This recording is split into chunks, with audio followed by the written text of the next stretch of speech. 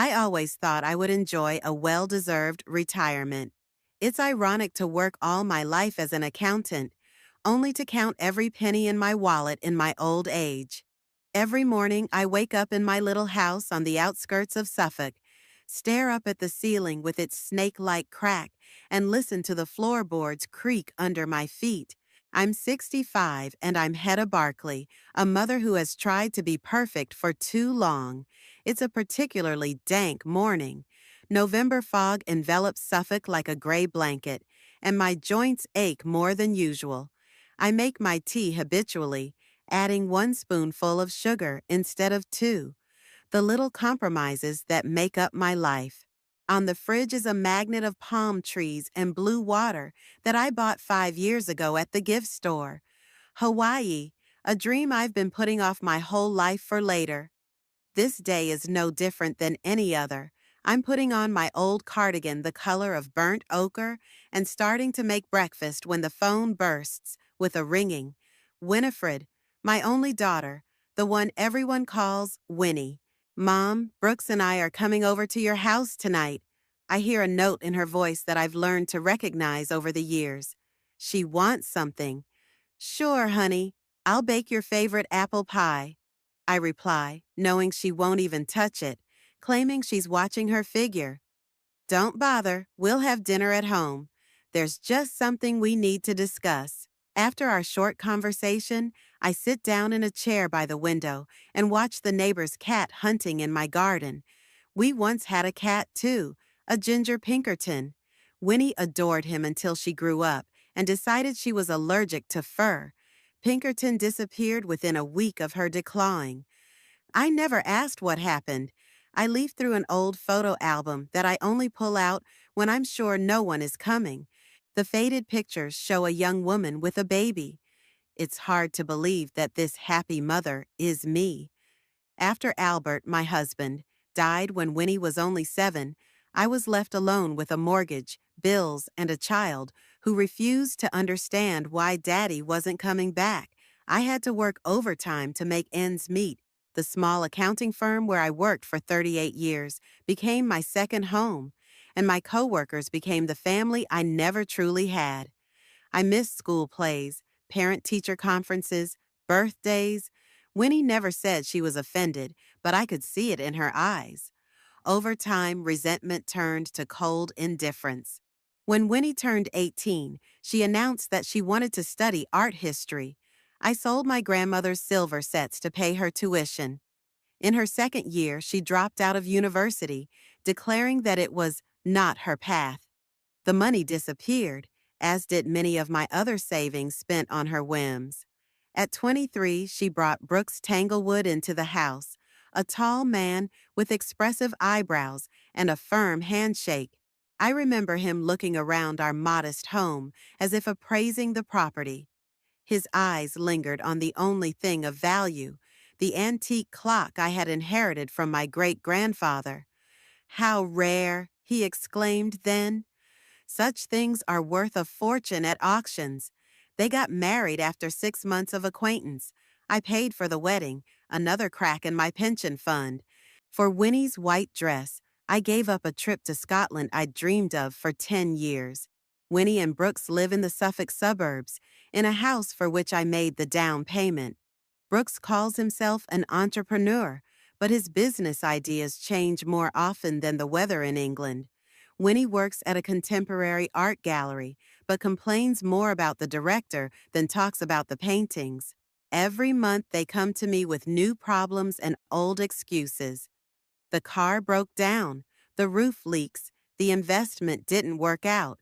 And each time I open my skinny wallet, pulling out the last of my bills to help a daughter who long ago stopped giving thanks. In the evening, at 7 sharp, their silver sedan stops in front of my house. I stare out the window, watching Winnie fix her makeup in the mirror, and Brooks drum his fingers impatiently on the steering wheel. They take their time getting out of the car, and I know why. They're discussing strategy. How best to approach the money question this time. The doorbell breaks the silence of the house. I open the door and Winnie kisses the air next to my cheek. She smells of expensive perfume that I could never afford. Mom, you look tired, she says instead of greeting me. Are you taking the vitamins I brought you? Brooks hugs me, too tightly, as if trying to force the air out of my lungs. Hedda, how is our favorite mother-in-law doing? I let them into the house, offer them tea. Vinny wrinkles his nose at my old cups with chipped edges. Do you have anything decaf? Brooks and I are on detox right now. Brooks settles into a chair, tucking his leg over his foot as if he's sitting in his own living room. Hedda, Vinny, and I were thinking, you need to rest. You look exhausted. Winnie sits down on the arm of his chair, puts a hand on his shoulder. Their polished duet I've seen dozens of times. Mom, when was the last time you were on vacation? She asks with feigned concern. In 1982, I answer. Your father and I went to Brighton for the weekend. Winnie and Brooks exchange glances. Their eyes read the plan they had rehearsed in the car. This is terrible, Vinny exclaims. 43 years without a real vacation. We just have to make up for it, Brooks says. Hedda, you deserve a vacation. A real vacation. I wait in silence to see where they're going with this. My gaze falls on the Hawaii magnet on the fridge. Brooks intercepts my gaze. That's exactly what we were thinking. He snaps his fingers as if struck by a sudden idea. Hawaii! White sand, blue water, umbrella cocktails. We could go, the three of us, Vinny continues. A family trip. When's your birthday in 2 months? It could be the perfect gift to yourself. I stare at them, trying to figure out where the catch is. Over the years, I've learned to recognize the falseness in my daughter's voice. It sounds wonderful, but it's expensive. I answer cautiously. I can't afford such a trip on my pension. But you have savings, Brooks said casually. You always said you were saving for a rainy day. And this is your rainy day, Mom, Winnie said, and I could see her eyes light up at the thought of money.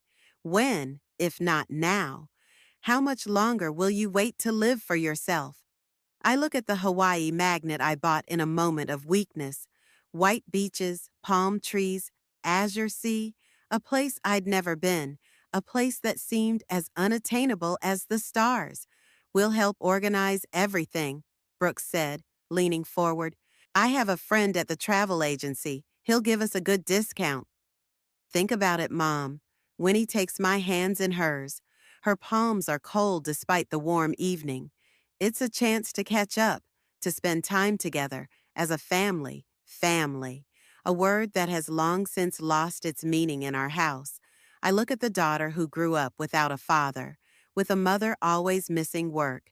Maybe this really is a chance to make things right.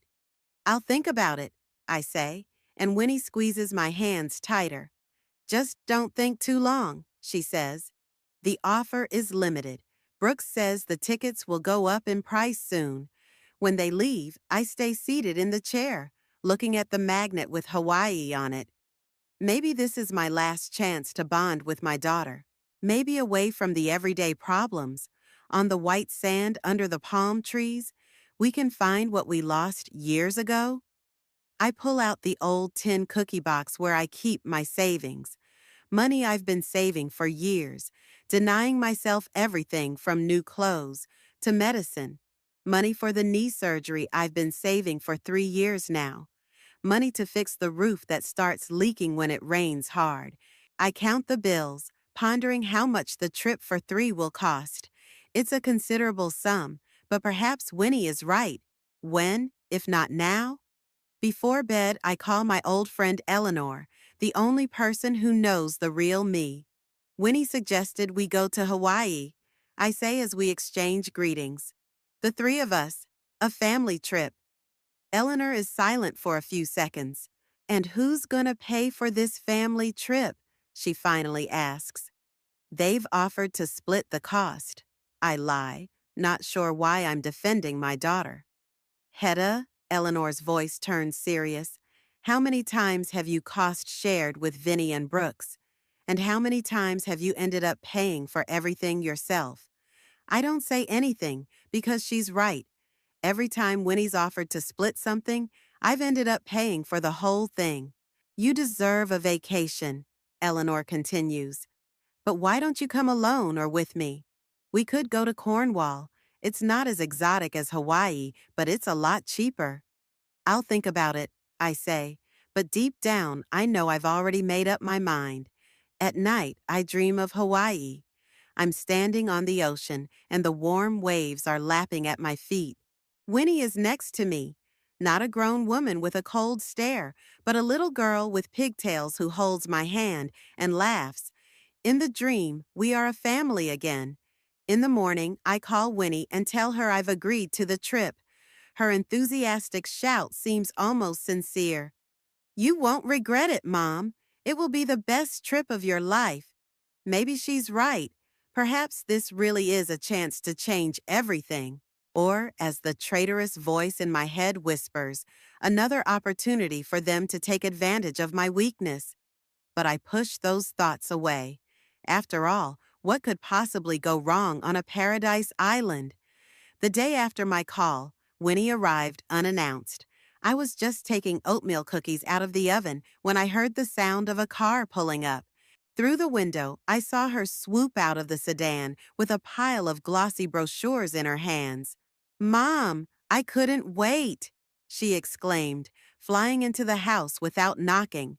Look what I brought.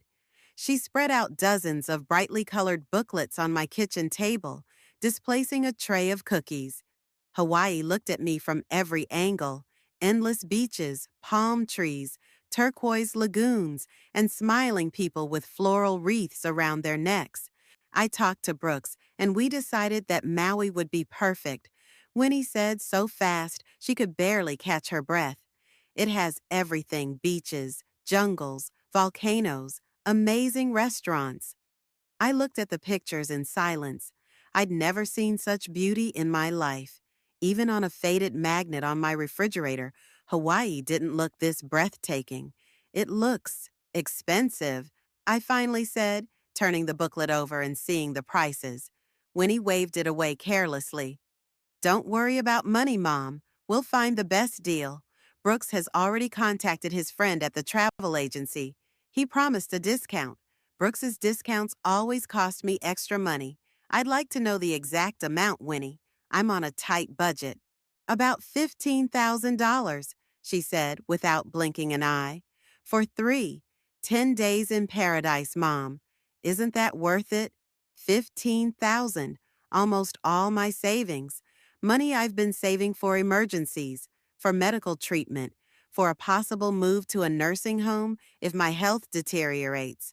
It's a significant amount of money, I said, trying to hide my shock. Think of it as an investment. Winnie came over and put her arm around my shoulders. Such a gesture of tenderness on her part was rare, an investment in memories, an investment in our family. I stared at her face, so much like her father's. The same eyes, the same curve of her eyebrows. Albert had a way of convincing me of anything, too. Okay, I said, and Winnie squealed with delight, like a little girl. For a moment I saw in her the very daughter I had lost so many years before. You won't regret it, Mom. Dash, she hugged me tightly. This is going to be the trip of our lives. The next 2 weeks became a whirlwind of planning. Winnie kept calling with new ideas and suggestions. Brooks came by with documents that needed to be signed. I felt like a passenger on a train going faster and faster. We found the perfect hotel, Brooks said during another visit. 5-star, right on the ocean. Private beach, 3 pools, 5 restaurants. He showed me pictures on his phone. Luxury rooms with panoramic windows overlooking the ocean. How much is this going to cost? I asked. Brooks and Vinny exchanged quick glances. A little more than we'd planned, Brooks admitted. But it's worth it, Hedda. Trust me. How much more? I insisted. 17,000 for everything, Brooks said. But that includes breakfast and one sightseeing tour. I felt the ground slipping from under my feet. It was almost the entire amount of my savings. It's too expensive, I said firmly. We need to find something more affordable. Mom, Vinny's voice had a familiar note of irritation in it.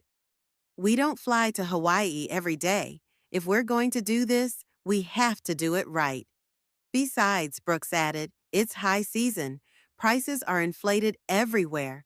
My friend gave us a huge discount. In normal times, this package would have cost a third more. I looked at the pictures again.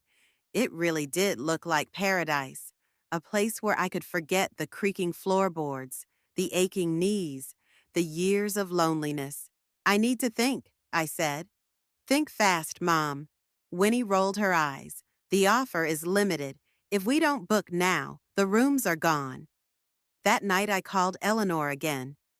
$17,000, I said, and even through the phone I could feel her shock. For 10 days in Hawaii. Hedda, that's crazy, Eleanor exclaimed. You could travel 6 months in Europe for that kind of money. I know, I sighed, but Winnie was so excited about the idea. I haven't seen her this happy in, I don't know how many years. Don't let them manipulate you. Eleanor's voice became serious. If you want to go to Hawaii, go, but find a more reasonable option and split the cost equally. I knew she was right. But the next day, when Winnie called to ask about my decision, I heard myself saying, okay, let's book that hotel. A week later, the amount had risen to $19,000. Brooks attributed it to currency fluctuations and additional hotel fees. I didn't argue anymore. Something inside me had resigned myself to the fact that this trip would eat up all my savings. We need to get you a travel card, Brooks said. No currency conversion fees. I can just withdraw cash. I objected. It's dangerous to carry that much cash in Hawaii. Brooks shook his head. Trust me, Hedda. I know what I'm doing. So there I was at the bank, opening a new card to which I transferred the rest of my savings, $20,000. Money I'd been saving all my life, denying myself small pleasures. Brooks will handle all the payments, Winnie explained. He knows finances better than you and I do. She said it so confidently that I didn't bother to remind her of my 38 years of experience as an accountant. But it wasn't all bad. Winnie started coming over more often, bringing new catalogs of resort wear. We picked out swimsuits, beach dresses, sun hats together. You need to look stylish, Mom, she said, setting aside the more modest designs I'd chosen. In Hawaii, everyone dresses brightly. One such day, as we were paging through catalogs, Winnie suddenly said, You know, Mom, I'm glad we're going together. I feel like we've been, distant. I looked up at her, surprised at this sudden candor. Yes, I agreed quietly. We have. It's my fault. Winnie lowered her gaze. I know I haven't always been a grateful daughter. I kept silent, afraid of spoiling this moment of intimacy I'd been waiting for. Things changed after Dad died, she continued. You were always at work, and I was the angry little girl who didn't realize you were doing all this for me. Winnie, I took her hand. I always wanted the best for you. I know, she squeezed my hand in return, and I want to make it right. This vacation is our chance to start over, like a real family. That night, I cried with happiness. For the first time in years, I felt that I had sacrificed everything for my daughter for a reason. That maybe all was not lost. Time flew by quickly. I was only a week away from leaving when I noticed the first oddities. Winnie started coming less often and canceling our appointments on various pretexts. Brooks, who used to call almost every day to discuss the details of the trip, was suddenly unavailable. He's busy at work, Winnie explained. A big project before vacation. I asked to see the tickets and hotel voucher, but Winnie said it was all electronic and would be sent to my email the day before the flight. That's how everyone does it now, Mom. She rolled her eyes. everything is digital, no paper tickets. 3 days before I left, I called the hotel on Maui to see if they had airport shuttle service. The front desk girl spent a long time looking for our reservation and then informed me that she couldn't find any records in the name of Barkley or Tanglewood. Perhaps the reservation was made through a tour operator, she suggested.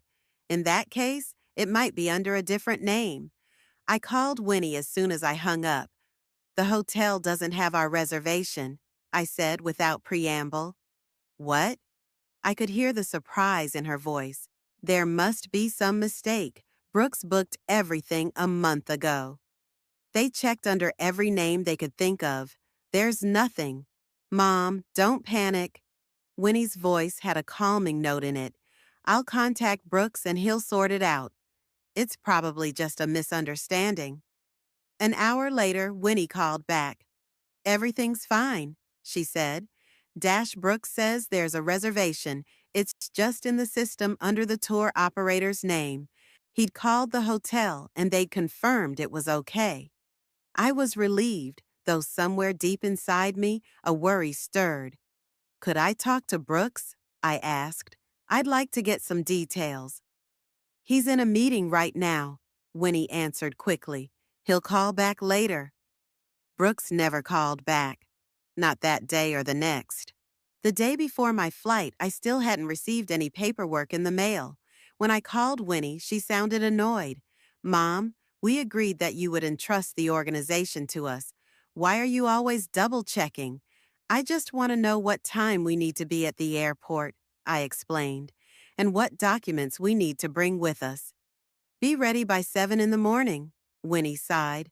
We'll pick you up and take your passport, of course. We have everything else. I didn't sleep much that night. I packed and unpacked my suitcase 3 times, checking to see if I'd forgotten anything important. I packed sunscreen, a hat, the new swimsuit Winnie made me buy, sandals, summer dresses. I imagined walking on the beach, listening to the sound of the waves, watching the sunset over the ocean. How Winnie and I would be sitting in a restaurant, talking, laughing, catching up on all the things we'd missed over the years. How I would finally see the place I had dreamed of all my life. At dawn, I was completely ready. My suitcase was by the door. My passport was in my purse. My new hat was waiting to be picked up. I made breakfast, but couldn't swallow a bite with excitement. At 7:30, I heard the sound of a car pulling up. My heart beat faster. I rushed to the window and saw Brooks' silver sedan. My journey was beginning. I opened the door without waiting for the bell to ring. Vinny and Brooks stood on the doorstep, both wearing sunglasses, despite the overcast morning. Behind their backs, I could see a car with suitcases already loaded. Ready for an adventure, Mom? Winnie asked with a smile that didn't affect her eyes. More than ready, I replied, feeling the excitement growing inside me. This was going to be an unforgettable trip. I didn't know how prophetic my words would be. The morning was overcast, but even the gray Suffolk sky couldn't dampen my mood. I was ready for the trip of a lifetime. My suitcase, bought especially for this trip, was waiting by the door. A new wide-brimmed straw hat lay on top. I imagined sitting under a palm tree with that hat on, sipping an exotic cocktail and watching the ocean. Brooks loaded my suitcase into the trunk and we hit the road. It took about 2 hours to get to Heathrow Airport, and there was a strange atmosphere in the car the whole time. Winnie was unusually silent, constantly checking her phone. Brooks turned on the radio, and the cabin filled with soft music, saving us the trouble of keeping up a conversation. Worried, Mom? Winnie finally asked, turning to me. A little, I admitted. I've never flown this far before. It'll be okay. She patted my arm. It's a long flight, but it's comfortable. We've booked good seats. I nodded, feeling the excitement building inside me. I couldn't believe I was finally going to see Hawaii, the place I'd dreamed of for so many years. And the paperwork? I asked, suddenly remembering that I hadn't gotten any confirmation of the reservation. Do you have our tickets? Brooks and Vinny exchanged quick glances. It's all electronic, Brooks answered, keeping his eyes on the road. It's on my phone. Can I see it? I asked. I'm driving now, Hedda. He frowned. You can look at it at the airport. I spent the rest of the drive looking out the window at the passing scenery. We passed villages and fields, and I thought about how far I would have to travel to get away from these familiar places. For a moment, anxiety gripped me. What if something happened to me in Hawaii? Who would be there for me besides Vinny and Brooks, who had been more strangers than family in recent years? But I pushed those thoughts away. This trip was going to change everything. Give us back what we'd lost. Heathrow Airport greeted us with hustle and bustle. I'd never been in such a huge and busy place. People of all ages and nationalities were rushing around with suitcases and bags. Flight announcements were in different languages, and screens were flashing flight information. Stay close, Mom, Winnie said, taking my hand. It's easy to get lost in here. We walked through the glass doors into the huge departure lounge. Brooks stopped, looking around. Okay, we need Terminal 3, he said, checking something on his phone. It's in another building. We need to take a shuttle. We headed toward the shuttle exit, and I felt my excitement growing. This was happening for real. I was really flying to Hawaii. The shuttle was crowded, and we had to stand holding onto the handrails. Winnie looked tense, constantly exchanging meaningful glances with Brooks. Is everything okay? I asked. Yeah, I'm just afraid we're going to be late for check-in, she said quickly. When we arrived at Terminal 3, Brooks stopped at the information board. Okay, we need to find our airline's check-in counter, he said as he studied the screen. What's our flight? I asked, trying to make out the information on the board. GA 420 to Los Angeles, and from there it's a connecting flight to Maui. Brooks answered. That's our counter over there. Let's go.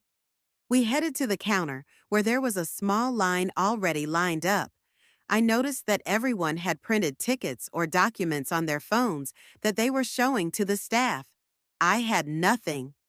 Brooks, I called out quietly, can you show me our tickets? I'm a little worried.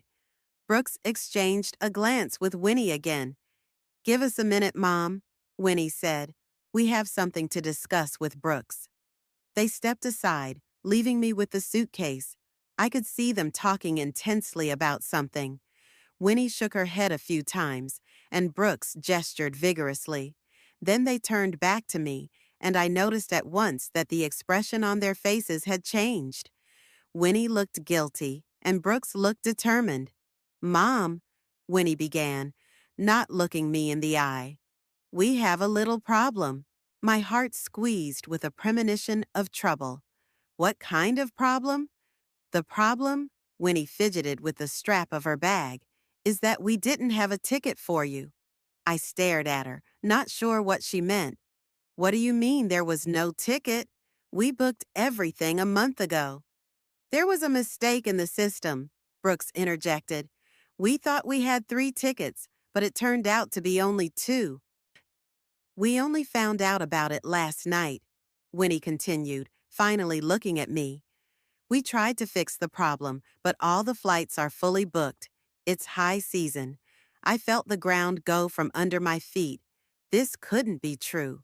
Not after everything we had planned. Not after all the money I had spent. But what about, I stammered, unable to find the words. What about all the plans we had made? What about the hotel? What about the $20,000 I'd paid? We'll pay you back, Mom, Winnie said quickly. As soon as we get back. It's only 10 days. But I don't understand. I felt tears coming to my throat. How could there be such a mistake? Why didn't you check everything beforehand? We did, Brooks insisted, but there was a glitch in the system. It happens. I looked at their faces and suddenly realized they were lying. All this time, they'd been planning to keep me, to use my money for their vacation. You knew from the beginning, I whispered. You were never going to take me with you. Mom, what are you saying? Winnie acted shocked. Of course we wanted you to come with us. It's just a terrible accident. Show me the reservations, I demanded, my voice suddenly firm. Show me the e-tickets. Brooks and Vinny exchanged glances again. They're on the other phone, Brooks said. I left it in the car. Then let's go back and get it, I suggested. We don't have time, Hedda. Brooks looked at his watch. Registration closes in 20 minutes. Mom, Winnie took my hands. I know you're upset. We are too. But there's nothing we can do about it. We can't miss this flight. We'll lose the tickets and the hotel reservation. It'll all be for nothing. What about me? I asked, feeling the tears rolling down my cheeks. What am I supposed to do? Go home, Brooks said, and I could hear the impatience in his voice. We'll call you when we get to Maui, and I promise we'll make it up to you. How am I going to get back? I felt as lost as a child. I don't know how to get home from here. Call a cab, Brooks suggested. You have money on your card, right? The card. The same card I'd transferred all my savings to. The one Brooks had insisted I leave at home because he'd handle all the payments. My card is at home, I said quietly. You said I wouldn't need it. Brooks looked annoyed. Hedda, you must have some cash. I had 50 pounds in my wallet, not enough for a cab to Suffolk. I can lend you some, Winnie said, rummaging through her purse. She pulled out 100 pounds. That should be enough for the train. I stared at the money in her hand. Money that was, in fact, mine. Money from the $20,000 I had given them for this trip. Mom, we really have to go. Winnie looked at her watch.